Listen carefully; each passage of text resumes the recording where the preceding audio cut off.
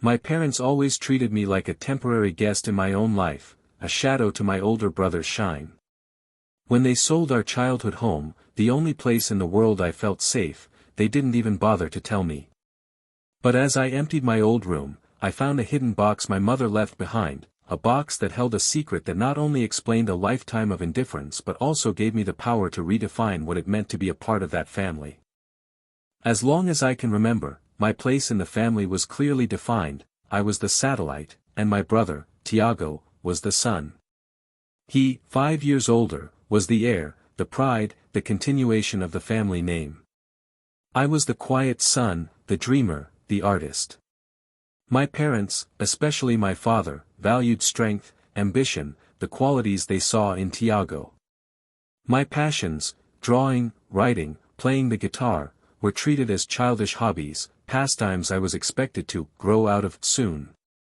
The favoritism wasn't aggressive, it was a constant indifference, a kind of benign neglect that hurt more than any shouting match. The family photo albums were silent proof, dozens of pictures of Tiago at soccer games, receiving trophies, surrounded by friends. My appearances were sporadic, usually in the background, out of focus. When Tiago went to business school, my parents took out a considerable loan to ensure he went to the best university. When it was my turn and I said I wanted to study fine arts, my father laughed. An artist? That doesn't pay the bills, Lucas. Be realistic. They agreed to pay for a local community college on the condition that I do something useful, like graphic design. I accepted. It was that or nothing. The only place I ever felt truly at home was the house itself. An old house, full of nooks and crannies, that my grandparents had built and my parents had inherited. My room, in the attic, was my sanctuary. The walls were covered with my drawings, the shelves filled with my books. It was the only space in the world that was undeniably mine. Time passed. I graduated, got a job as an illustrator, and continued to live at home to save money, always with the feeling of living on borrowed time. Tiago, on the other hand, got married, had children, and after a series of failed business ventures, always bailed out financially by my father, finally settled down. The dynamic never changed. At Sunday dinners, the conversation revolved around Tiago's achievements, the grandchildren, the future of the family lineage. I was a spectator. Last month, I got a call from my mother. Her voice was strange, a mix of excitement and nervousness.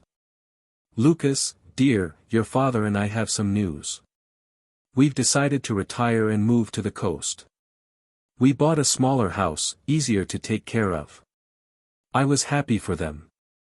That's great, Mom. When are you going? Well, that's the thing, she hesitated. We've already sold the house. The new owner takes possession in 2 weeks. You're going to need to find a place to live. The phone almost fell from my hand. What? You sold the house? And you didn't tell me anything? Oh, dear, it all happened so fast. An offer we couldn't refuse came up, and we didn't want to bother you with the details. We knew you'd manage. You always do. I hung up, the sound of her words echoing in my head. You always do.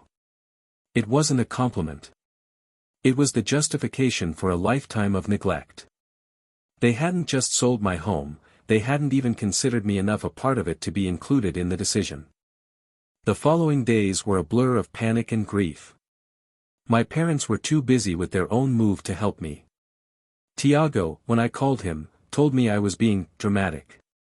It's just a house, Lucas. Grow up. Besides, it'll be good for you to finally cut the umbilical cord. No one seemed to understand that what hurt wasn't the loss of the house itself, but the final, brutal confirmation that, to them, I was invisible. I was forced to box up 28 years of life in just a few days. The process was painful, each object a memory of a place I would never see again. On the last day, I was clearing out the back of my closet in the attic, a space that hadn't been touched in years, when my hand hit a loose floorboard. Curious, I pulled the board up. Underneath, there was a small, hidden compartment.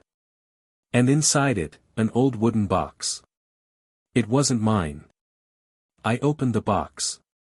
Inside was a collection of objects that made no sense together, a small leather-bound diary, a bundle of letters tied with a faded ribbon, an old photograph of a woman I didn't recognize, and a birth certificate.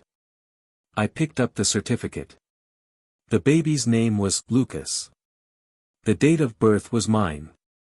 But the parents' names were not my parents. The mother's name was that of the woman in the photograph. The father's name was my grandfather's. My heart stopped. My hands were shaking so much I could barely hold the paper. I sat on the dusty floor, the faint light from the attic window illuminating a secret that rewrote my entire existence.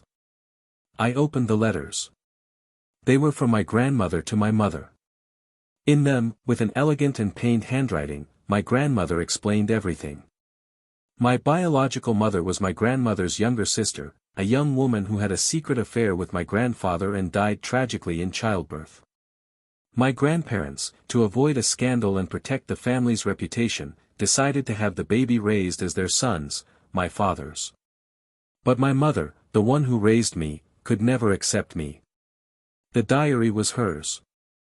And its pages told the story of a young woman forced to raise her own father's illegitimate child, a constant reminder of the infidelity that shattered her world. She wrote about how looking at me was painful, how she felt like a fraud. "He is not mine," one entry read. "And I will never be able to love him like I love Tiago.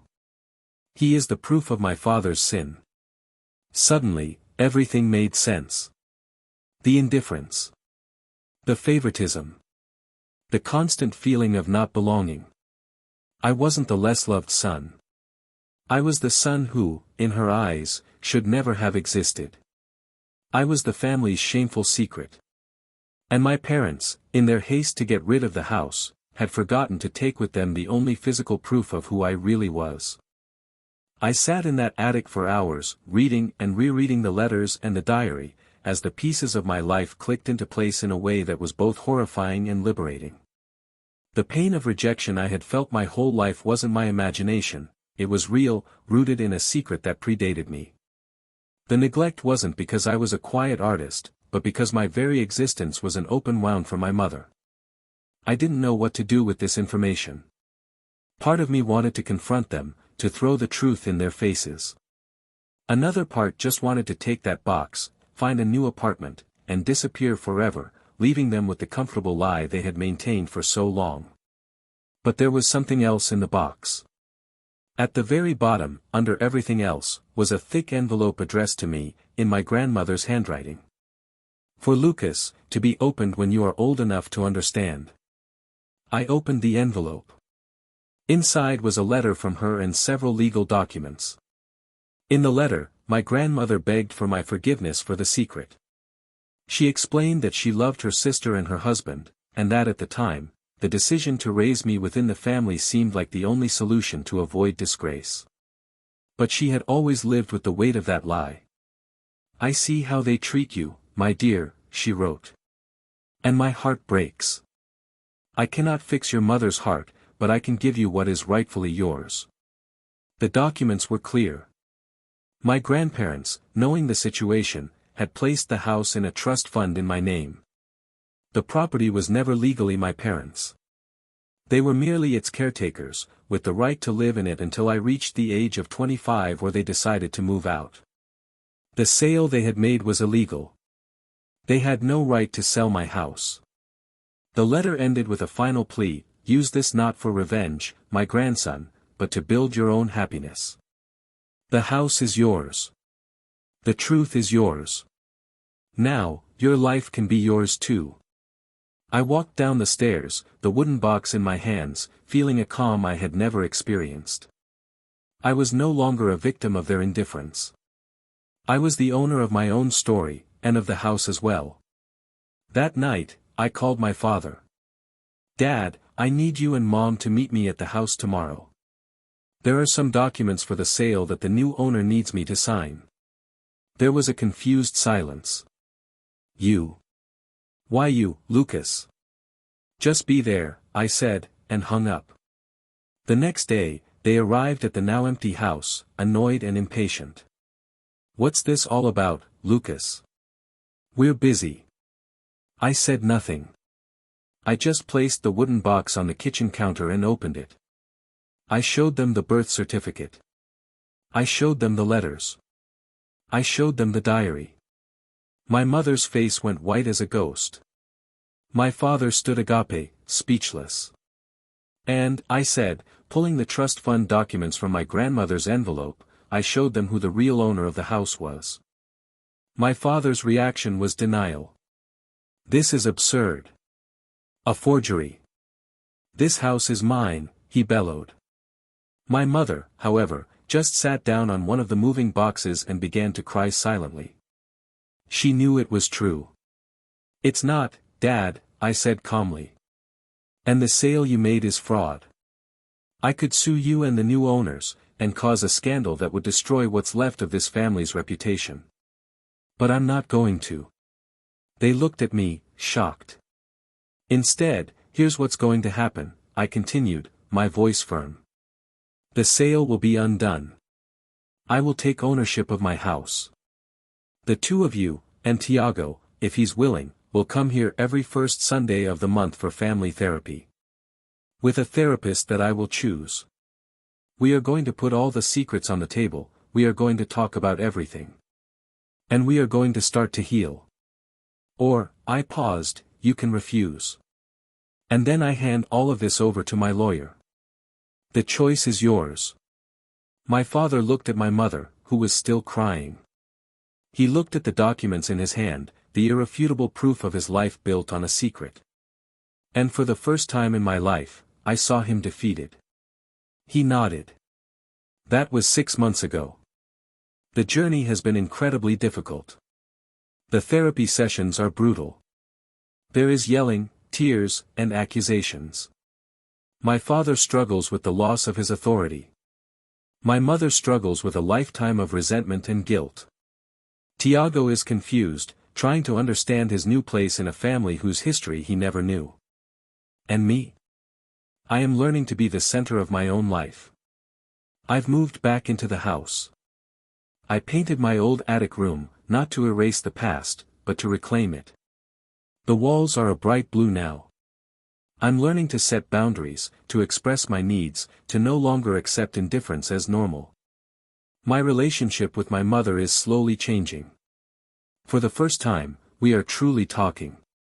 She has told me about her sister, my biological mother, about the pain of losing her. And I have told her about the pain of growing up feeling like a stranger. I don't know if we will ever have a normal mother-son relationship, but we are building something new, something based on the truth. My father and I still have a long way to go.